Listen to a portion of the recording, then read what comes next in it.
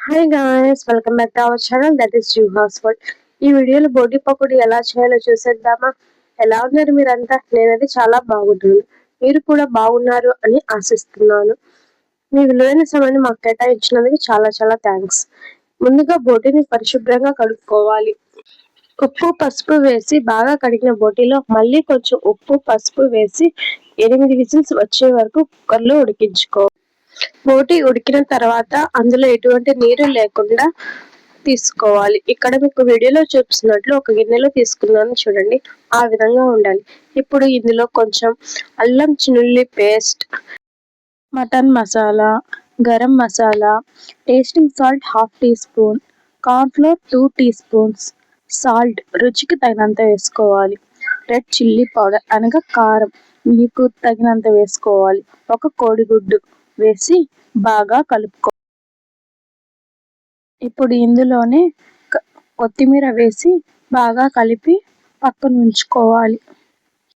ఇప్పుడు స్టవ్ మీద కడాయి పెట్టి నూనె వేసుకోవాలి.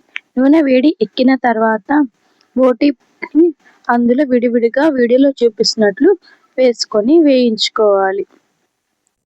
అంతే, ఎంతో రుచికరమైన బోటి పకోడీ రెడీ అయినట్టే. ముందుగా వేసిన దానిలో నేను ఫుడ్ కలర్ కలపలేదు. రెండవసారి వేసేటప్పుడు ఫుడ్ కలర్ కలిపి వేస్తున్నాను. ఫుడ్ కలర్ హెల్త్కి అంత మంచిది కాదు. ఇది స్కిప్ చేయొచ్చు, లేదా మీకు ఇష్టమైతే వేసుకోండి అంతే. మీకు చూపించడం కోసం మళ్ళీ నేను ఫుడ్ కలర్ యాడ్ చేసి ఇక్కడ వీడియోలో చూపిస్తున్నాను.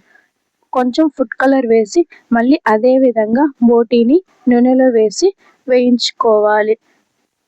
పకోడీ అంతా ఎర్రగా కాలిన తరువాత చివరగా కొంచెం కరివేపాకు వేసుకొని అదే నూనెలో వేసి వేయించి తీసుకోవాలి.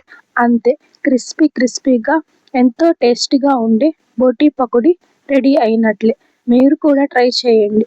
ఎంతో రుచికరమైన బోటి పకోడీ బాగుంటుంది. ట్రై చేసిన తర్వాత ఎలా వచ్చిందో నాకు కామెంట్ బాక్స్లో తెలియజేయండి. Thanks for watching.